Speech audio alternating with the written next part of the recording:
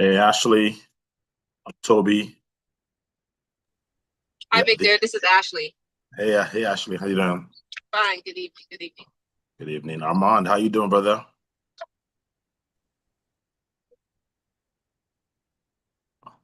Parlez-vous français? Armand, can't hear you over there. So just gonna wait about another 3 to 4 minutes, kind of get more people on the line, and then we'll get started.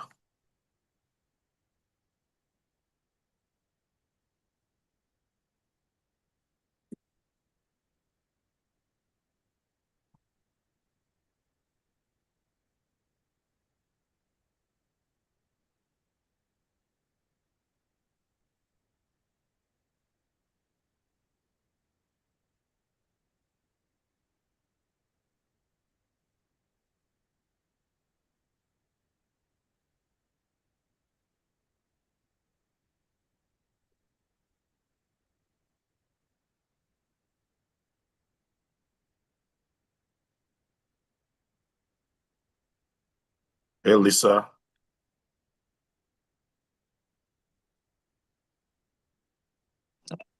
Hi, Victor. how you doing, Lisa? Good. How are you?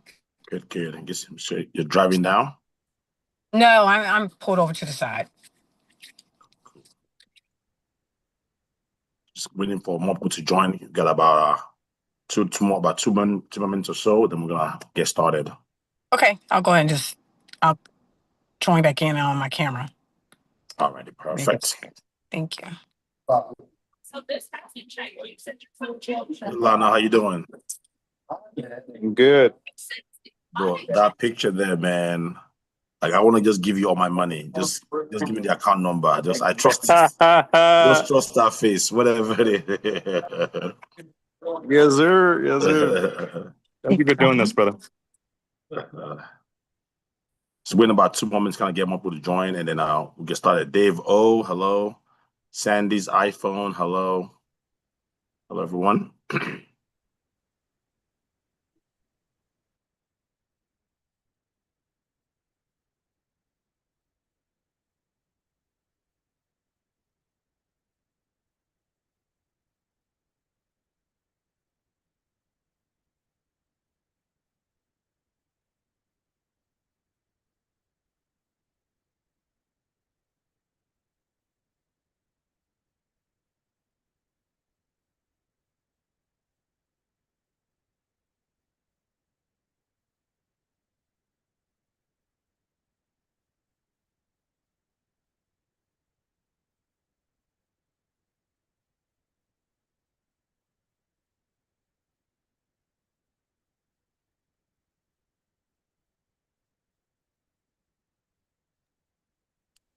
So it's 6:04.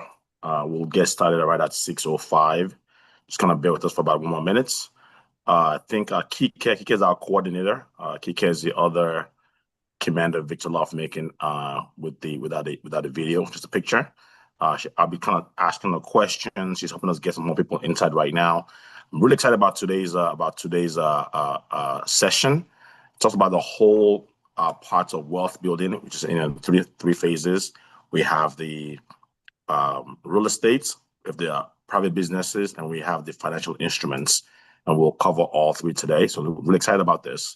Let's give about 1 more minute and we'll get started. Hello, Lisa. Hello, everyone. Hello, Victor. So I'm gonna introduce Lisa here in a little bit. Lisa is one of our business brokers. So we're gonna talk a lot about buying and selling businesses today. And Lisa will be the one to kind of reach out to following this if you want to kind of find out more. So I'm really excited about this. Just give about a minute and get started.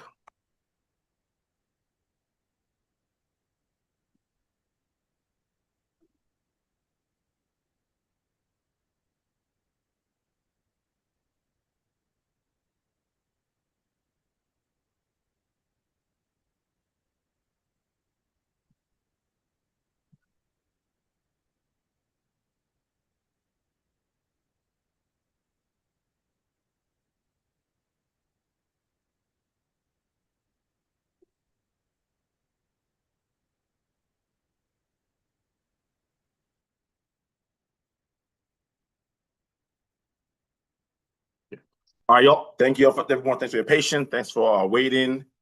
I need someone to kind of run my test with. Sometimes it gets a little lonely hearing your voice without any kind of feedback. So Lana hopefully can help be my testing. Can you see my screen? I think I'm sharing my screen right now. It's the Absolutely. wealth transfer playbook. You can see it? Yes, sir. All right. So we're going to be talking about this today. So today's goal actually is to kind of just talk more about how to build wealth. Hello, Ashley. Thanks for the thumbs up. How to build wealth in general, right? So, like we said, there are three aspects to wealth building in life. Three places to invest your money in life. One in private businesses, one in real estate, and the third bucket is in the financial instruments. And here at the Wealth Making Group, our goal is to be the one-stop shop for all your wealth building agenda, right? So if you want to go to real estate, we can help you with that. If you want to go into financial instruments, like stocks, bonds, mutual funds, we can help you with that. And if you want to go into private businesses, we can help you with that. And the idea behind that is that when you come to our organization, we give you an unbiased advice, unbiased opinion. We don't have to push you into one bucket or the other because that's all we do. We're here to cover everything. Can I help you out with it? Right? So how smart entrepreneurs build wealth through business acquisitions, sale, real estate, and strategic investing is our topic today. Okay. I'm not very tech savvy. Okay, so let's talk about, so what we're going to talk about today, right? We're going to talk about the question that changed my life personally was based on my book called Will You Ever Be Rich, right? If you haven't read that book yet, I'm sure a lot of us people are read it in here. You have to read the book, right?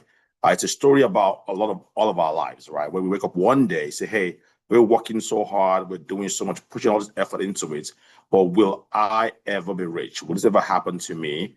And we define what rich means. We define what most people that are rich did to get there and how to also stay there, right? So most people work for money, they save money, and they hope money grows. But what people actually buy assets, right? They buy income producing assets or putting the assets with their money. They control assets, they leverage assets, right? They always use some kind of leverage. Either you're leveraging people, leveraging time, or leveraging money. They leverage assets and then they reinvest their profit into financial independence, right? So I have a definition of what it takes to become wealthy. I have a definition there, and that definition can be found in my book, Will You Ever Be Rich? You can get on Amazon. Okay. See here. I'll start it here. Next slide. Okay, perfect, right here. Next slide. Okay, so there are three primary paths to wealth. Like I said before, one is business ownership, right? 79% of people that got wealthy through owning businesses, right? Business gives you the highest leverage possible, where you can leverage people, time, technology, money, all through business, right? You control cash flow, you set your own multiple, which we're going to talk about multiple a lot today, and you build a fully transferable asset, right? So not high-paying self-employment or high-paying commercial business, and it's very hard to build. We're going to talk today about how you can actually acquire businesses instead of worrying about building it. The next is real estate ownership, right? So real estate ownership gives you leverage, appreciation, passive income, and unmatched tax advantages. And this can also be transferred over to your spouse, your family, or you can actually sell real estate. And finally, is financial market ownership, right? This is the most passive of them all. This is where we all ought to be eventually. Once you go out and make money, you invest in real estate, and then you take some of that money into financial instruments where you can have the money compound in a passive way. So through stocks, private notes, and alternative assets. And we can help you with all of that, including private notes. And we're going to talk more about that as we go along. Okay. Now, next thing we want to talk about why it's better to buy a business versus build a business. I'm going to ask Lisa talk a little bit about this. I've not prepped her at all. I'm not sure if it's prepared or not, but I'll talk about why it's preferable to buy a business or building a business.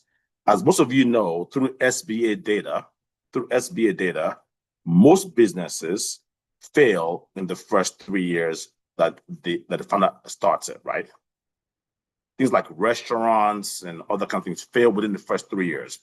And in 5 years, over 97% of business fail in the first 5 years when you start the business.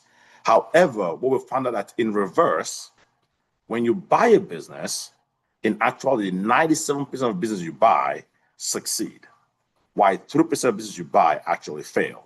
And the reason behind that is because before you buy a business, the current business you want to buy will have demonstrated to you over the past 2 years or 3 years or longer that they have a business policies, they have employees, they have a market base, they have all kinds of stuff. Quite frankly, most lenders will not loan you money to buy that business if they don't vet the fact that business actually succeed, right? So it's a big benefit to buy a business than to start a business. The actual complete reversal, right?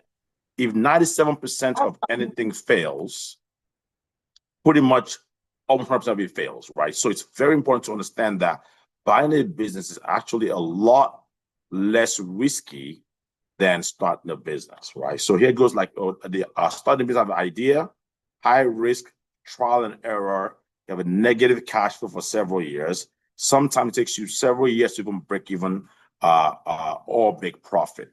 Whereas when you acquire a business with existing revenue already. You're actually acquiring cash flow, right? Some cases, the business will actually come with what they call a line of credit, right? So some people actually put money down to buy a business, take a line of credit of that business, and pay themselves back the money they put down to buy that business. So essentially, you buy that business for no money of yours in. You get it in the beginning and pay yourself back with a line of credit to that business, right? So acquiring a business have existing revenue, existing customers, proven systems, a trained team in place, and immediate cash flow, right? Oftentimes, we ensure that the business already actually has a process where you can start earning money without your own efforts, right? And we'll talk more about that as we go along. Okay. Next slide is, so start versus acquiring comparison. So revenue on day one. When you start a business, you don't have revenue on day one you start a business. When you acquire a business, you have revenue on day one. Day one, you have customers. You don't have that when you start a business. You have it when you acquire a business. Failure risk is absolutely high when you start a business. When you acquire one, it's lower, proven concept if you know what you're doing. Cash flow is usually negative early on when you start a business. And when you acquire a business, it's already positive. You're already making money going in. Simply when you acquire a real estate property that already has tenants in there, you're making money going in. Okay, bank financing is extremely difficult when you start a business. You go to any lender, say, I want you to loan me money to start this business. They will laugh you out of there unless you are like a doctor or some kind of specialty, right? But financing is available. It's very, very generous with reasonable interest rates and low down payments when you buy a business. Actually, believe it or not, you actually get a lower down payment when you buy a business than when you actually buy real estate in some cases. And then time to profit in most businesses that you start, 2 to 5 years. Time to profit when you actually buy a business, almost instantly. And then the overall risk of starting a business is high, while the overall risk of acquiring a business is very low. We're going to pause for questions, about 30 seconds for questions before we continue. Lano, can you hear me? Any questions? Anyone questions? So Victor has questions or just join us? Is that what it is? Oh, my bad. I can still hear you. Okay. All right. Any questions, anyone? Okay. Not yet, thank you. All right. Thanks. I guess, thank you, Victor. My immediate question, looking at the, I joined a little bit late, but looking at the two previous slides you just shared, it's obvious that, I mean, there is no perhaps any reason comparing the two, right? Because virtually all the factors or all the areas of assessment between the two, one is completely negative and the other one is positive. I guess my question from there would be how easy it is to actually acquire a business. Number two, This your comparative analysis, is it peculiar to a particular kind of business? Or if you venture into some other businesses, this comparison will not look as as obvious as you have shown in those two previous slides? Good question, Mr. Philip. And so if you don't mind, everyone, when you get a chance, let me put your first and last name on the chat. First and last name, phone number, and email so that our team can capture your data and follow up with you with further questions. Mr. Philip, by the way, we also have Lisa Lindsay. She's our business broker in-house. She also answer some of your questions. You asked two questions there. Is one, how easy is it to actually buy a business? It's extremely easy to buy a business. Extremely easy to buy a business. Typically, you're going to need enough credits. And also, once you have your credits, you also have a little bit of down payment. Usually about 10% of what you want to buy is a down payment. And then the lenders actually underwrite the business more than they underwrite you, right? So they want the business to cash flow positive. And if the business is cash flowing positive, that gives you a big leg up on actually buying the business, right? So Lisa can help you find any business you want within an organization. Obviously, there are other criteria you need to underwrite, like like your experience in the business, your net worth, your reserves, and those kind of things. But generally, it's extremely easy to buy a business because the lender wants to see that it can a business sustain. So the lender will have to approve the business first. Once they approve the business you want to buy, it becomes very easy for them to finance that. The other question about I like your question about the pros and cons about buying versus building the business, right? Like you're playing devil's advocate and you're thinking about all this in a total, in a full package. So there are some advantages to starting a business, right? Not everyone has the capital, right? Sometimes some businesses, especially when it comes to like a self-employment business, like a CPA, a doctor, a lawyer, it's hard to buy a different business because they're personality based, right? Or maybe just have a better idea and a different idea. It's advantages to start a business at that point in time, and it's less costly, right? So let's say when you start a business, you start with no money down and get the business. When you're to buy a business, you have to put some money down. But for most people, when you get to a certain level of wealth, it's better and easier to acquire a business. As you can see, most of these big companies that we see today, right? Facebook, Tesla, Google, Amazon, all those kind of people, once they have the base level business they have, they just acquire more businesses on there. So like Google, for example, has YouTube. They acquired that. They have other business that they acquired along the way. Google Cloud. Tesla was acquired. Amazon owns Whole Foods. They own Ring Doorbell. They would all these companies they've acquired over the years that have synergy to make even their initial business even work better, right? So like anything in life, Mr. Philip, there are pros and cons to everything. But by far, the pros of buying a business is significantly outweighs the cons of buying the business. And the cons of starting a business, when you do a comparison, you're better off buying it. Now, if you bought a business and it failed, now you've lost more money, right? You put money out of it. But if you started a business and it failed, you've lost less money. But nonetheless, the goal is actually make money and stay profitable. Okay. So another question here from I think this is Ashley. Does the lender do the business? Let me see. I think that's gone. Let me get that next question right here. Does the lender do the business valuation or the buyer? It's a both, right? Business valuations. We're going to talk about business valuations in a little bit. But Lisa, do you want to talk about business valuations a little bit, or should we just get to when we get to the slide? No, I like to just piggyback off what you said. So the pros of actually buying an already existing business is a lot better. For one, it's already existing business, and you want to look for a business that's profitable. You might come across some business that's not profitable, but in your best interest to get one that's profitable. And then you just come in, it's like pretty much a turnkey. Turnkey means it's already existing business. You go in, and you just run with it. You start running that business. I would also say starting off new, say if you, and I'm just going to give an example because I sell different types of business, but say like a smoke shop. If you don't have the experience in smoke shops, and then you say, oh, I'm going to go buy a smoke shop, it's going to be hard for you to communicate with your clientele. So if they come in, they're asking for certain products, you have no clue what they're talking about. So that's going to kind of hurt you unless you hire someone to actually run that business for you. But if you start off fresh, you just bought your business, you want to start off very low, like, don't have like 10 employees. You want to start off small so you can see a profit. And just like Victor said in the beginning, you kind of don't see a profit in the first two years, Victor. Correct. So that's some of the things you look at, you got to take in consideration. Correct.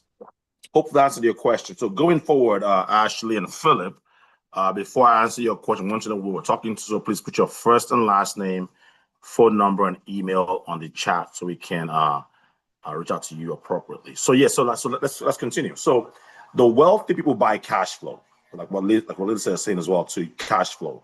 About the business valuations, Ashley, I'm going to answer that in more detail going forward. But the business valuation, for the most part, is done between the buyer and the seller, right? The seller values the business, they value it and put the price out there for you to buy. And you look at it and you see if it concur on that business valuation, and you put an offer on it. Now, the lender also has a they weigh in their own valuation of it to see the quality of revenue that they expect to continue and this kind of things. But it's a combination between seller and buyer, and the lender just validates it if it's correct, like an appraisal of a property. Philip, please don't forget to put your phone number there as well too. Thank you. All right. So the wealthy people buy cash flow, right? They don't buy problems. They don't buy businesses. They buy cash flow. Cash flow and the quality of cash flow, especially in this day and age of AI, is very important for all of us to start thinking about businesses, especially in the line of business like HVAC or mechanical businesses, insurance agencies, property management, home health care, medical practices, accounting firms, and so on and so forth, is what the wealthy buy when they want to actually go and invest their money, right? So historically, technology has always killed blue-collar jobs, right, with industrialization. But now AI is coming for knowledge jobs, right? The more knowledge you have, it's easier for AI to replicate that. So buying businesses where you're actually doing actual services can protect us as we go forward. Now, I'm going to say something that's a little controversial. Is I'm very pro owning a business and buying a business, especially as we get older, right? Because as we get older, our cost of living gets more expensive, right? We're used to making more money. We're used to, earning money. We want to earn more. And God forbid, someone of us loses a job, right? It's harder to replace an older person's income in the marketplace than a younger person, right? So you need that security of having your own passive income, either from real estate, either from a business, or either from a financial instruments aspects, right? So it's important for all of us here to at least think about, okay, how can I have a passive income? Real estate, financial instrument dividends, or business income. Okay, go next to how business people acquire, how business acquisitions create wealth, right? This is kind of tied a little bit into the valuation question that Ash was asking as well. And this is how the private equity actually make a lot of money, right? So generally what happens is wealthy people, they acquire business, small business, right? Let's say the business is making $200,000, right? Small business, and they acquired for 3 times that income for $600K, right? They start taking the $200K every year as profit, but then part of that profit pays down their debts. They also increase the profit from $200K to $500K, right? Over, let's say, a 3-year period, $500K a year, because they work in the business. Now they can sell the $500K business. They've increased it, but they can sell it, say 5 times that $500K, which is now $2.5 million. So what they've done is they bought a business for $600K, increased the revenue, and they kept the revenue the entire time, sold it for 2.5 million in 5 years, and then take that money and do it again and buy another small business and do it again, another small business and do it again. Same thing happens for real estate as well, too, for commercial real estate, right? People will go there, look for undervalued real estate. You buy it, you add value to it, you increase the cap rate, we call it, the multiple. You sell it for a lot more value, take that money and buy multiple more, and root and do it all over again and repeat, right? So they acquire business, they generate cash flow, they pay down the debts, they increase the value by increasing the revenue, sell at a premium, and then repeat, right? So I'm going to pause for questions about this. This is a very important slide about how you actually build long-term wealth. I'm going to pause for questions on this slide before I continue.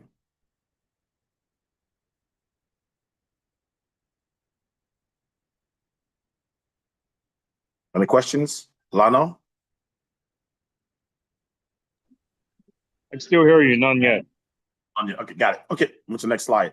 Okay, please help us capture the data coming through the chat line. Okay, so power of SBA finance. It's all about SBA financing. They don't think they need millions to buy a business, right? This is not true.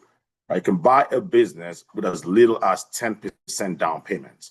SBA let you loan up to 5 million, but I think they just raised it to 10 million now. That should kick in very soon. The payback time between 10 to 25 years is a government-backed guarantee loan. So for a company that is making, let's just say, Philip wants to buy a business that's going to give him $250K a year in profit. He wants me $250K a year. That's what he wants, right? A company like that could sell for somewhere between $650 and $750 to sell the company. Now, from day one, we'll start paying him the equivalent of $250K a year, right? So just go with $750K, right? And that kind of company, he can buy that with 10% down, $75K. To put $75K down plus some closing costs, buys a company that will start giving him $250K a year profit. Can we see how crazy those numbers are? You put $75K down payment plus closing costs, and the money is giving you $250K profit from day one. And by the time you start increasing the value of the company, you're making a lot more money. That shows you the huge leverage of buying businesses versus buying other investment class. Questions about this? Victor? Yes. So I just want to say on the SBA loans, just so you know, on already existing business, if you go and try to apply for an SBA loan, it must be a profitable business. Otherwise, they will not approve it. So you get a lot of people that come in from different countries. Well, they do a lot of those E-2 visas, but the business has to be profitable. And that's the same thing with the SBA loan. Exactly. It's a great question. And that's kind of also talks a little bit about what Philip was asking earlier, which says that, I think it was Philip or Ashley, let you know that, hey, the beauty about buying a business is that for you to even get a loan for it, the lender wants to ensure it's profitable before they can give you the loan for it. So they also ensure that you are successful, which you're successful in buying this business. Any other questions? Yeah, so Victor, I must tell you, the numbers you are putting out there sounds outrageous to me. But again, I'm just waiting for when you are going to share some examples of these businesses, so that I will check if they pass, some reality checks. I mean, it sounds outrageous for me that you put $75K down, and then you start earning $250K at the end of the year. I would really love to see some real examples of, businesses that, I mean, if you can guarantee even $100K a year profit, I would jump at it. Talk less of $250K number that you're mentioning. Thank you very much, Philip. Lisa, I think our first client is ready to jump at it. He just needs to. It's from Missouri, so they show me the numbers, and then I'll believe it, right? So we'll follow up with you, Mr. Philip. But typically, the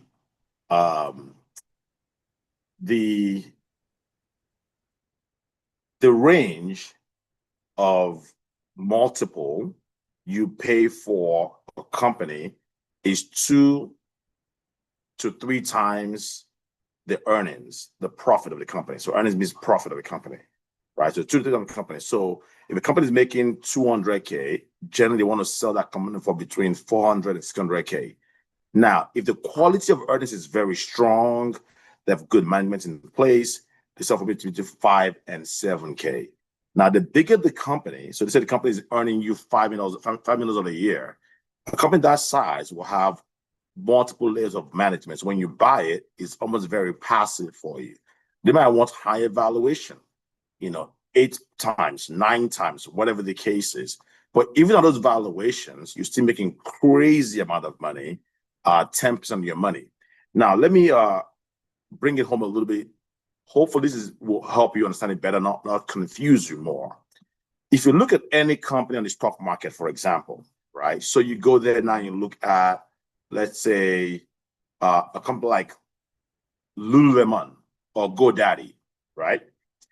They will show you, hey, their earnings right now is $100 million, right? $100 million. And you can buy the entire company for $1 billion. So that's 10 times the earnings.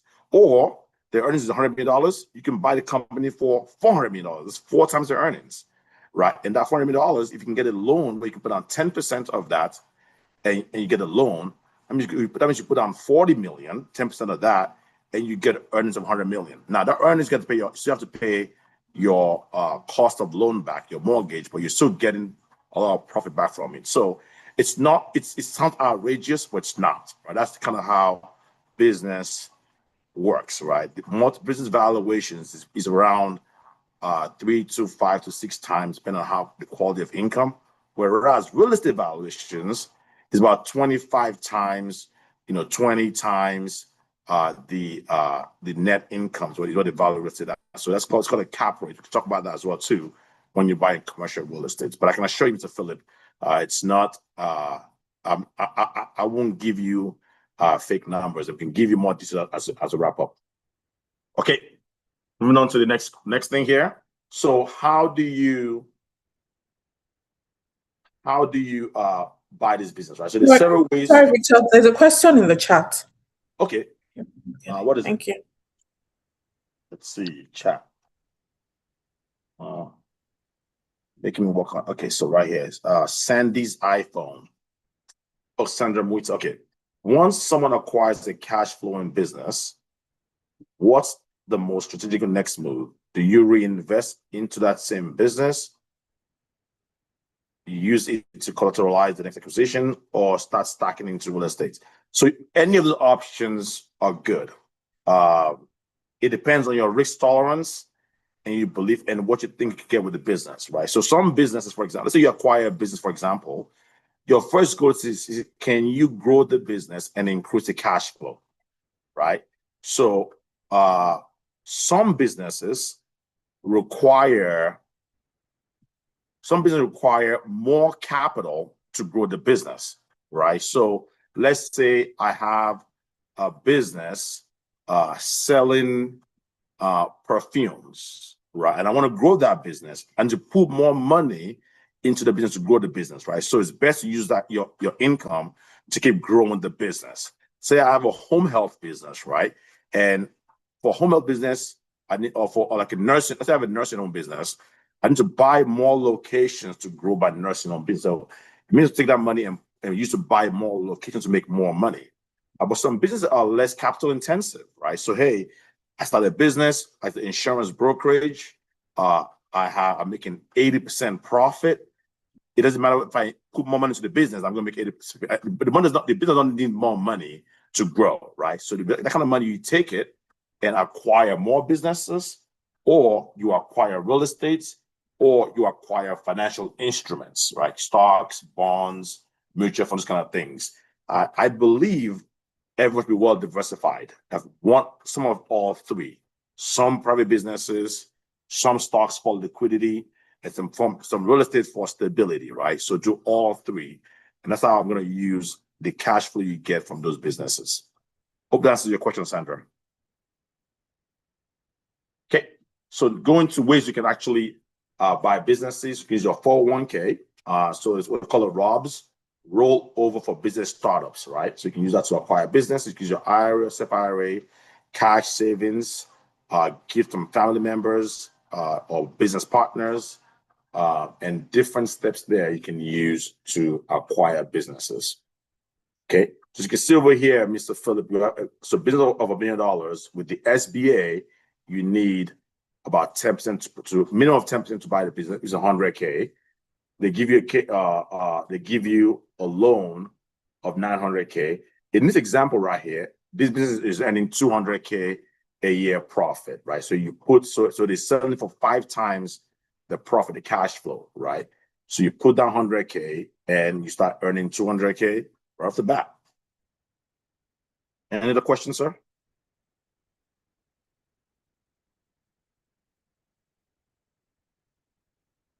Okay. Next slide here. I guess the So- question, my question to that slide that you just showed, if you could go back. Sure.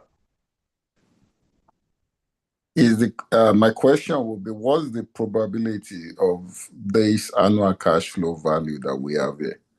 It's one thing for you to put your own equity down at times 0, right? And now your expectation is at the end of the first year, you're going to get 200K plus. So what do you think is the probability? Is it on the low side, or is it highly probable that you're going to get Good it? question. It's highly probable that you're going to get that, right? Because remember, for you to get the loan, the seller needs to demonstrate to you that they were making that on average for the past 3 years. So the tax returns say, hey, we have customers, here are their names, here's the database, we have employees, we have sales, we have expenses, these are profit for the past 3 years on average. So there's a chance that it's going to continue. Like they won't just leave and the businesses stop selling burgers, right?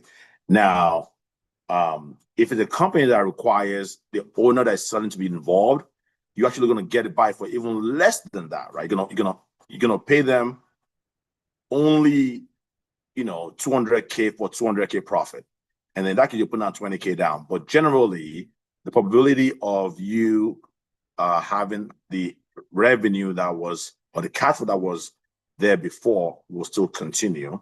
Obviously, things can change if you go there and you fire everyone from the company and you piss everyone off. Of course, it might go down, or it might go up if you go there and run it very well. But the probability is very high that the cash flow will continue because they've demonstrated to you that it's been pretty stable for the previous time. I'm going to take one from Dave O. Then we're going to continue. Dave O, go ahead, please. Yes. So quick question. So I understand the concept you laid out, like you put 100,000 down, you buy business value of $1 million and 200,000 yearly cash flow. Now there is a difference between the cash flow and also the running cost, right? So what if the running cost of that business goes over, say, because out of that $200,000, you're going to pay for employees, you probably pay rent, pay bills, all other bills. So what if the running cost goes over the monthly cash flow? I love these questions, right? So, Mr. Dave, but you got to put your first and last name, phone number, and email in the chat. Then I'll come back and answer you after that. But before that, let me continue because we're going fast. Oh, there you go. It's in there. That was quick. Oh yes, I was typing it before I asked the question. Okay, so you really want to know the answer to the question then. Good question, and I love it because when you guys asking them questions, it makes everyone else learn more and it makes it more exciting to do these things. So that cash flow to Dave is a profit. That's not a revenue. So that's already factoring all the expenses, the light bill, the water bill, the payroll, payroll for managers, payroll for everybody is already in there. The card notes, the equipment stuff, the maintenance is already in there. So that cash flow is equals to also called earnings or owner's discretionary earnings. Some people call it EBITDA, earnings before interest, tax, depreciation, or amortization. So basically, that's already factored in all the expenses before you see that cash flow. Does that answer your question, sir? It does. Thank you. You're welcome. All right. So business sale, right? So now we also help people sell business. Quite frankly, most of our job is to sell businesses than to buy businesses, right? So one of us want to talk about that a little bit, how most people, the business sale is the largest paycheck, right? They work a lot. They work 20, 30 years running their business, growing their business, and they want to exit the business. And what Lisa and I do is we'll help you prepare your business for the proper exit, right? Make sure your business does not depend on you too much. Make sure your business is actually reporting good income and you're not filing loss every time. And make sure you're profitable, right? Because people are buying your profits, not just your revenue, like the Dave was saying. Once your revenue, once your expenses, is what they're buying, right? So we help them with that. And most people use their business sale for your retirement, for estate planning, to raise capital for real estate, to put money into their investments, stocks, bonds, for more passive money, or to acquire their next business. Okay, so maximizing value of business before you sell. So if you want to sell your business, ideally, you don't want to come to me, say, hey, I want to sell my business now, right? I would get that a lot, but preferably you want people to come to us, say, I want to sell my business in the next 12 months, in the next 18 months. So we can help you prepare it properly for a sale. So one, you want to boost your profits, right? Cut down all unnecessary spending from your business, right? So most of us that own business know that we put all of our expenses on the business, right? I'm going on a small vacation to Seychelles. I'll call my buddy, hey, can you fly with me? Let's go have our board meeting in Seychelles. Let's go look at some land in Barbados. We're going for a business meeting, right? So when all those expenses, when you want to sell your business, will affect the value you can sell your business for, because you're putting in unnecessary expenses that's not necessary to run the business. You put on the business, right? You want clean financials, right? You want 3 years of proper tax returns. Like Lisa said earlier, the SBA will not give you a loan, or will not give a buyer a loan to buy your business if you're not profitable, right? So it makes it harder to sell your business, because now you look for people that we're buying it with cash or with other kind of loan, not the SBA loan, right? So you want to make sure that your books are clean, and we can help you with that by linking up with our CPAs, right? Also legally, right? Is your business legally properly structured legally, right? I mean, do you have your ex-wife on the company, and would there be a problem, right? All these different things. You want to have a proper legal structure on your business before you sell it, right? Does your business require licenses, right? Some business require licenses, right? If you're selling an engineering firm, they might require the buyer might need to be a professional engineer, a PE. So we're going to put all this in place. Your business needs to have very little dependency on the owner. Most people that are buying their business they don't want to buy a job. They probably have other businesses, right? So they don't want to come into your business and start running your business. They want a business that runs on its own. A self-running, self-expanding business command more money, right? So in that case, you can sell business for like 3 times, for 4 times, 5 times, 6 times the profit if you have very little dependency on the owner. And then some revenue or some profits have higher quality than the others, right? So if you have a SaaS, let's say you have a SaaS business, software as a service, or an insurance company where the money's coming every month regardless. People pay their premiums, you get paid more money, right? Those have higher premium or higher value when we try to sell it. And then for us as a salespeople, as brokers, me and Lisa, is to help you now tell your growth story to a buyer. Tell you the story of the business. Hey, this is why you should be buying Mr. Phillips' business at a higher valuation. I'll help you kind of prepare all that before you go take your company to sell. So if you have any business you want to sell, you want to help you go talk about your valuation of your company. If you're curious about the valuation, just put valuation on the chat line, and we'll get a hold of you. Kind of see we can help you value your business and start preparing your business for sale in the next year or two, or next few months. Okay. Part 2, real estate, right? So this is the next wealth strategies, right? So residential, commercial, investment, 1031 exchange, and tax strategy, right? Let's talk about that a little bit. Then we'll open it for questions till we run out of time. So real estate accelerates wealth, right? It gives you cash flow. I love real estate. I like stock market as well. I love real estate because you know what? When January 1st comes, when the first of the month comes, I get checks that I can go spend. Checks I can go spend. I can buy clothes, buy food, buy flights with real estate cash flow. Next is appreciation. Real estate tend to appreciate very well over time. Leverage, love this, right? You put more money, put a little bit of money down, you control bigger assets. With small down payment, you get a big property that's giving you, that's appreciating at the value of the actual amount of the property. Depreciation, huge, right? Most, if you don't know this, right, most of us, our biggest expense in life is taxes, right? Taxes. Most business owners, most high net worth people, taxes. Almost everybody, right? We're paying 30%, 40% in taxes. By the time you factor in property taxes, income taxes, sales tax, all those kind of taxes, almost our money is going to taxes.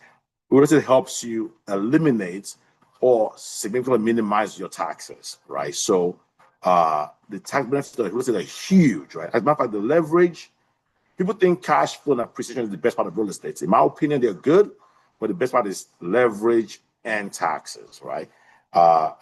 Most people that invest in real estate at high net worth pays no taxes.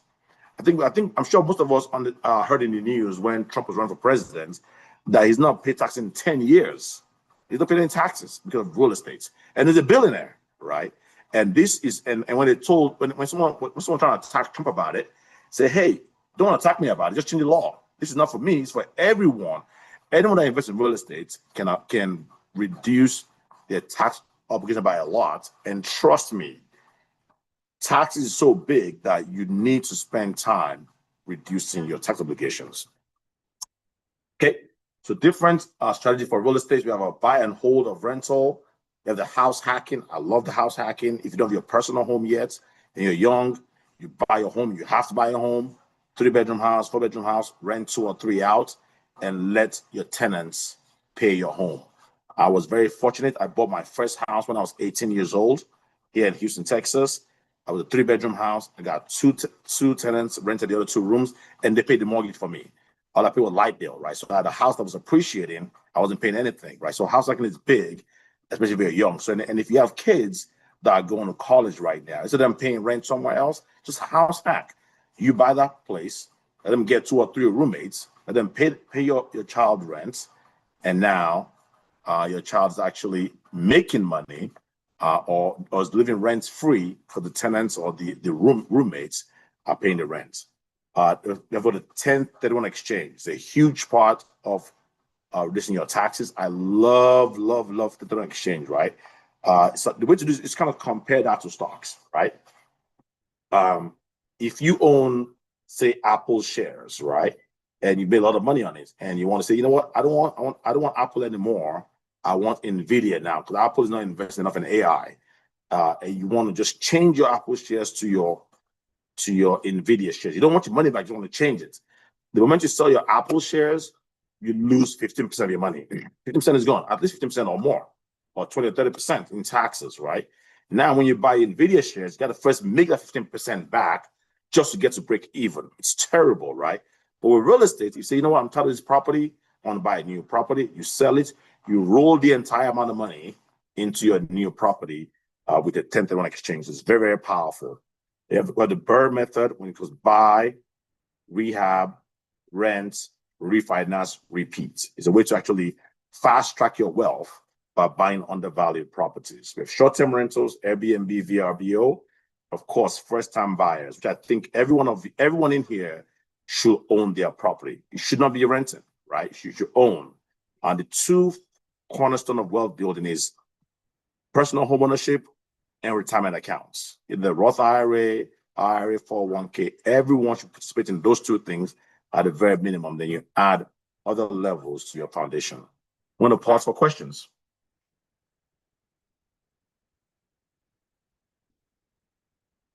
It's Dave, Philip, Sandra, Ashley. Honestly, Victor, I was hoping you shed more light on the tax benefit you get doing real estate rental. I can't figure out how you're going to get any tax benefit from homeowner. I mean, the house you live in, but how do you really, get that tax benefit if, for instance, you buy and you are renting it out? Okay, good question. You get from your personal home as well too, but it's bigger when you renting it out. And of course, a CPA can kind of give you more advice on that. But let me go into it a little bit, right? So there's several ways to get tax benefit from it. The biggest one is called depreciation, right? So every year you tell the IRS that, hey, even though my property I bought for 300K, it's worth 400K now. Even though that's the case, well, this ACE is going to go out pretty soon. Is what it is going to go out pretty soon. I'm going to depreciate all that and say, hey, I'm losing 10K. It's called a phantom losses. And that money will go and reduce your taxable income, which reduces your taxes, right? That's what they call bonus depreciation. We can do it even faster. So right here, let me see. Let me see what's the depreciation right here. Let me see. Okay, right here. So you see what's the depreciation? Deduct the building cost over 27.5 to 39 years. This is a normal, this is a powerful non-cash shelter. You're not really losing money, but you tell the IRS that you're losing money, right? Now, a bonus only helps you do it faster. Right? So I'm going to depreciate over a 5-year period. That's big, right? So let's just say the property is 6,500K. This is not in real life, but let's just say you depreciate over 5 years. You're taking 100K every year and saying you're telling them you're losing 100K in depreciation. That 100K will go and reduce your income, and you pay less taxes based on that, right? And it gets more technical that I don't want to go into in detail on here, but we can have a sidebar to discuss that further. But it's a very, very powerful way. So of course, also this 1031 exchange is also very powerful when it comes to, like I was saying, if you want to sell your property and buy a new one, and you do this, you roll all that money into it versus creating a taxable event every time you sell sell stocks. Okay, commercial real estate, right? So I love commercial real estate, office, retail, industrial, apartments. Some of them have what they call a triple net lease. So unlike residential, Mr. Philip, when you have a tenant, the tenant pays you rent, but you pay the property taxes, you pay the insurance, you take care of all the maintenance. In commercial real estate, your tenant pays you rent, you keep that money. When the tax bill comes for the property taxes, tenant pays you a separate bill for that. When the insurance comes, the tenants pay for that. And all the maintenance that's done in the property, the tenants pay for that, right? They pay for all the common area maintenance, and they pay for their own personal use maintenance as well, too.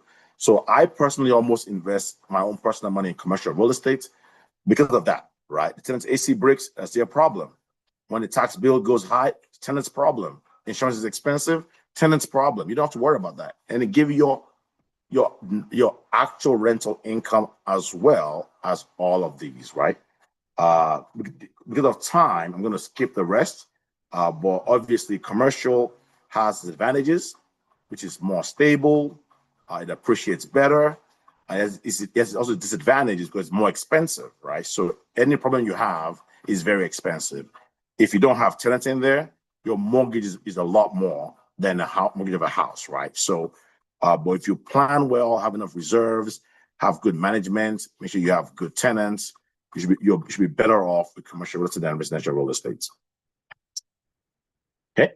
The ultimate combination is business ownership and real estate ownership. Absolutely. Of course, financial instruments. So in business, you have cash flow, high return, high ROI. So Mr. Philip, the ROI, talking about the ROI there because you put down 100K and making 200K before you pay your mortgage. I call it mortgage, but it's really called your loan payments, right? The leverage via SBA, you put down 10% of what you want to buy. When you exit it, you have very high appreciation, what they call a multiple expansion. You kind of not trying to talk about here right now, but basically, you can make more money if you have a higher multiple with your less revenue. We'll talk more about that later. The relative ownership gives you passive income, appreciation, tax advantages, depreciation shelter, and of course, inflation protection. Any questions? Okay, we're almost done, and I'm going to open up for 4 questions when we're done. I got about 4 more minutes to be done. Right, so we have other ways to invest in real estate. We have commercial, conventional and FHA loans. We have commercial loans that we can do for you with the commercial mortgages here at Gazette Mortgage. Hard money, we can also help you with hard money. So if you need hard money, we can help you with that. DSCR loan for investors, foreign national loans. We do that for any foreign nationals. Someone mentioned E2. I think Lisa mentioned E2 buyers. So if you know any buyers out of the country that want to get a green card or buying business, let us know. We can help them buy a business or help them buy real estate based on that. Let's talk about the tax advantages of business, of real estate already. Business deductions, depreciation, cost segregations, nothing right there. Installment sales, interest deduction for your taxes, bonus depreciation, 1031 exchange, and capital gains rates. Okay. So what happens after the sale? Most people sell, like I think Sandra was asking about this. Most people sell the business and they take that into buying real estate, buying residential properties, buying new properties, or investing the money into the stock market. Okay, so here's the wealth formula. Acquire assets, use leverage, create cash flow, capture tax benefits, reinvest your capital.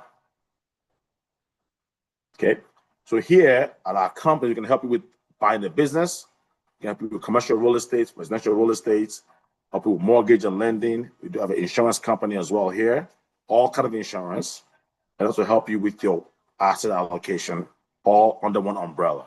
Like I said, the goal for that, when we can do that for you, we can give you the right advice no matter where you are in life. We don't have to push you into business or into real estate. We can give you all of it because we cover the whole investment ecosystem. Okay, what can we help you with? This is the last slide, right? We can help you value your business. If you want to sell a business, Lisa and I can help you value your business, help you secure SBA financing, sell your business or buy your business, sell real estate or buy real estate, or help you acquire commercial property. Thank you all. Hope that's been very helpful. I'm going to take a quick break for Lisa to give any last comments. Then we'll take questions. Lisa, you still there? Sorry, yes, I'm here. I was trying to get my mute button off. Thank you. No, I'm open for any questions. I mean, you covered a lot. Great information. Thank you. All right, Lana, questions. Lana, please lead us in questions. Like Lana is our in-house pastor, so I'll say lead us in prayer. Lana, lead us in question, please. Hey, I have a question. So you covered how to, acquire funds to purchase a business. You also covered Who's the talking, pros please? and... Oh, this is Victor. Okay, Victor, okay, yeah. Please put your first and last name, phone number, and email on the chat. But go ahead, sir. So where would you find the businesses, like the actual businesses? How do you do that, sir? Yeah, so that's what Lisa is here for. Lisa Lindsay is our business broker in-house. There are different sites to find the businesses, bizbuysell.com, businessesforsale.com, CoStar, other places, but other brokers like Lisa also have their own businesses that they want to sell, that they already have. Hey, I have the business that I want to sell. We have business sellers all the time calling to help them sell their businesses. But ultimately, once you find this, you also need someone to kind of walk you through the process, right? Hey, Victor, listen, what should I pay for this business? What's the valuation? What's the quality of revenue? What are the risks? What's an earnout, right? Those kind of things going to walk you through this process to make sure you're buying right? So get in touch with Lisa Lindsay will be a way to start actually talking about how to buy a business. Lisa, please put your details on the chat so they can get hold of you. Okay, Thanks. I'll put that in now. Kike, are you getting all these contacts? Kike, please get them all. Armand. Yes, I am. Hey, good afternoon. Thanks, Kike. Good afternoon, Armand. Good talking to you again. Hey, yeah, but I mean, mine is not a question. It's just to say that I'm amazed by all the services that are included in there. I'm glad I joined because I mean, for example, brokerage. I didn't even know that you do business brokerage because I recently helped. There's a French guy that I recently helped. He opened he bought a bakery here in Houston. That was like maybe I mean they started like 2 months ago, and it's through a E2 visa. So and I potentially have another one. So I didn't have any. I didn't know that you guys were doing that. So that's good to know. Thank you. And Thank you then for I that. mean now there's a big opportunity, especially with E2. I mean if you like a lot of French speakers are moving here, like from France, and they're buying businesses. So this is one thing you would like to target. There's a big opportunity there. Absolutely. Maybe you can be our French speaker at our company. I try to learn French, and parlez-vous, je m'appelle. It's very hard. No, I mean, we can definitely see how, It's very romantic. Huh? Yeah, I mean, yeah, if you go on blogs that for the location, like the French, I mean, they don't speak English, of course. I mean, there's a lot of people who actually are inquiring and moving in the area, moving in Texas in general, and then some of them in Houston. So, absolutely. So, thanks for that. Sandra asked a question. Don't you think commercial real estate can become more of a burden between owners having to personally carry the cost of repairs, maintenance and improvement, and then dealing with neighboring property owners who are stubborn about splitting shared infrastructure costs? How do you protect yourselves from the expenses that quietly eat into your returns before you even realize it? So actually, Sandra, I think it's the opposite, right? Residential real estate has the issue of you worrying about AC breaking, water heater breaking, those kind of things. With commercial, all those costs is up to the tenants. Tenants takes care of all those costs, right? So the landlord just gets, they call commercial real estate the real mailbox money. Because once you get a tenant in there, your headache is almost gone, right? So I've got some properties right now. Say, for example, you own a property and Chase Bank is renting from it. If the AC breaks, they don't call you to fix the AC. They fix it. They're required to fix it, right? When the tax bill comes for the property taxes, they pay for you and the landlord. They pay the insurance for the property. So the insurance goes up due to inflation. That's their problem, right? So in commercial, you have less burden of maintenance and improvements compared to, like if someone that wants to rent a space to build a restaurant, they build the restaurant. They put all their fancy stuff in there, not you, the landlord. But again, commercial property has its own downsides as well too, which most of it is just the cost of getting into it and the cost of keeping it if you don't have good tenants. But once you have good tenants, it's it's pretty easy going. Lana, what's your question, sir? Yeah, Victor and Lisa, thank you for doing this. Two-part. One, first off, well, again, thank you for doing this. But first question around potential timeline of business acquisitions. What have you seen as, just maybe in the last 2-3 years? How long has it taken to find, call it a decent business that hits all these metrics? Again, 97% success rates is attractive enough for people that have the leverage or whatnot to buy into. So I'm assuming it might be a longer play, which is always encouraged. And that's one. Then two, can you touch on the options or the possibility of not only buying existing businesses, but possibly buying the buildings in which those businesses might be in? And what have you seen as basically taking two of those three wealth?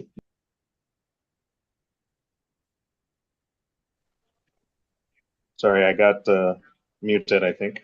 But taking two of those three, the commercial real estate and then also the business side of it, if you could just touch on that a little bit. Thank you. Thank you, Lana. Lisa, do you want to take it or you want to take it? The question. I can answer the part as far as you said, how long does it take actually to buy a business? It just depends. It depends on, which business you choose. I've sold a business believe it or not, we listed the business. I sold it within 2 days. It's just that, at that particular time, they were looking for that type of business. And then I've had some where it's taken maybe 5 or 6 months to sell. After I went through several different potential buyers, we finally, had a buyer to come along and sold the business. So it just depends. Yes, Lano. So that's the right answer. So generally, in business brokerage school, they tell us to say between 8 and 9 months to find a good business to buy, right? But same thing with commercial real estate, right? You say, hey, if you want to buy an office building, they don't have office buildings that meet your specs in the same city that's for sale, like houses. It's going to take some time. But 8 to 9 months, is not like a clock waiting for you to start at 8 to 9 months start right now, right? So the property that you want, the business that you want, can just hit the market the day before you start looking. And someone is looking for 8 or 9 months already, thinking that's what it takes, right? So it just depends, right? It's not always available. It could take you a month. It could take you 2 days. It could take you. I've been on the market looking for a business, and the very next minute I find a business that I really want to buy. Sometimes you might want to buy the business, start doing due diligence. It might not meet all the marks that you want for your own portfolio. So it's just all over the place when it comes to the timeline it takes for you to actually find a business to buy, right? It could be a month, a few days, 8 months, 1 year, a year and a half, depending on your criteria. Your second question is about what's the chance of you buying the building that you want to buy the business? So it depends, right? So typically, if the seller of the business also owns the building, then they will sell the building with the business, right? So let's say, I own a building doing event center, and I own the building. I can sell it with you because it's my building, right? I can sell it, the business separately, and the building separately. But if the person that is selling the business is renting that space, then it's unlikely that the landlord will sell just because their tenant want to sell their own business, right? So that's kind of how it works. Now, some businesses, you cannot run some business without buying the building. Some businesses come with the building because that's part of the way it goes. But it just depends on who owns the building and who owns the business, and if the business owner also owns the building. Does that answer your question, Lano? Yes, it does. Thank you. And I'll follow up with you and Lisa. I think there's something like that here in San Antonio that we can connect. Sounds good. Okay. Any other questions?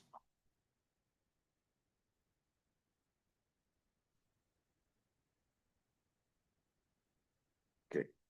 Any other questions? Going once.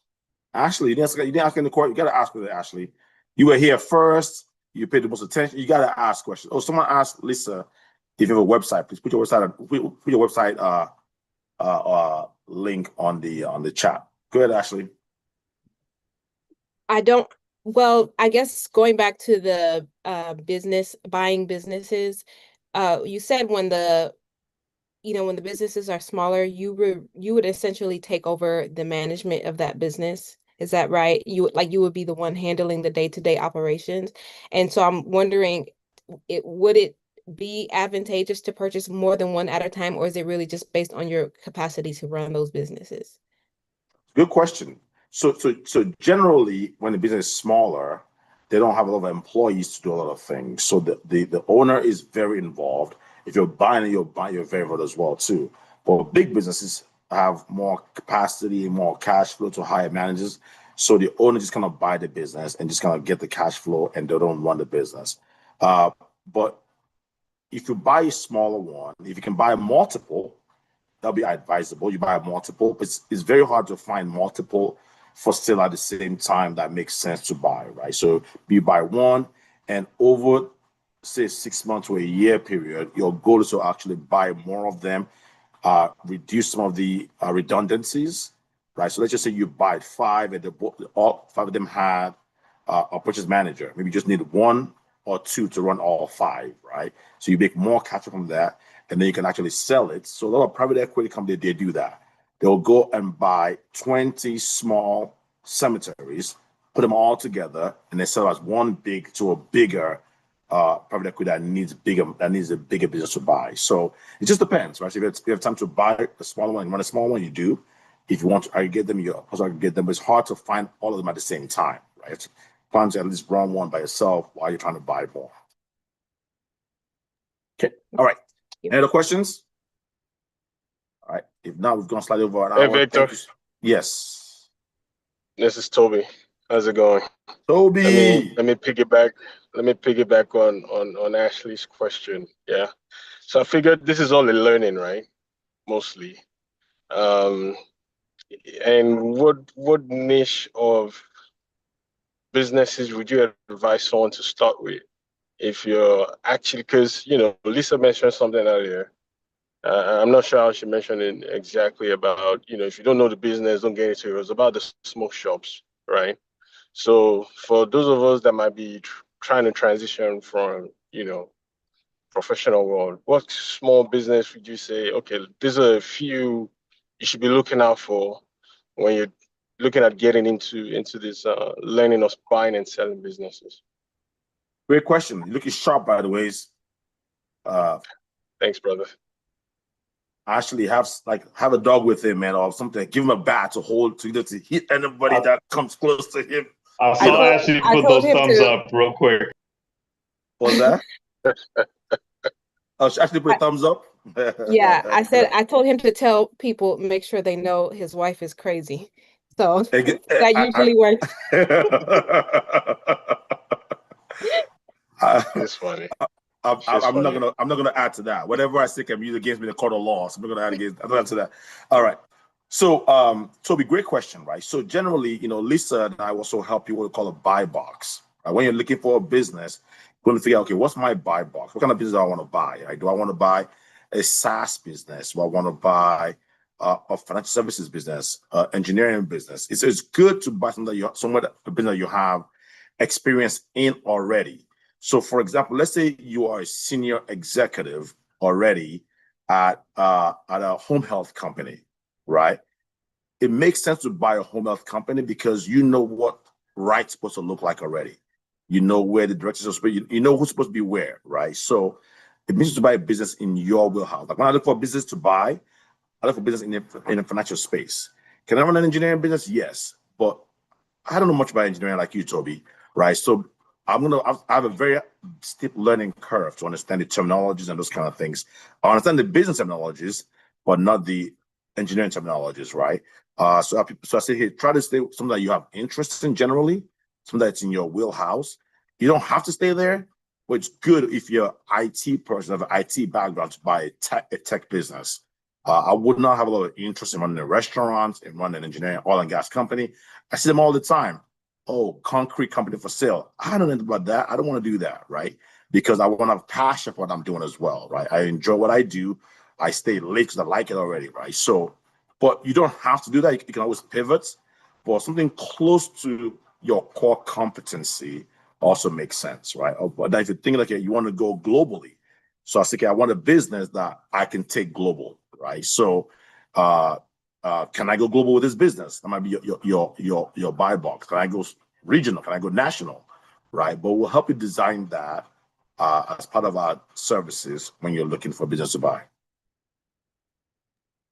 Awesome. Thanks, Victor. You're welcome. Thank you. Sandra, any questions? No questions. Okay. All right. Well, I'm going to go in once. Going twice.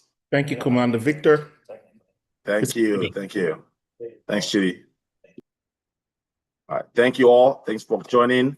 We'll do this again in about 2 weeks. I really appreciate it. If you have any more questions, you know how to get a hold of me. If not, we're going to be following up with you with a post webinar checkup, which will be that tomorrow. Thank you all. Thank you. Thank you. Thank you. Thanks, Lisa. You're welcome. Have a nice evening.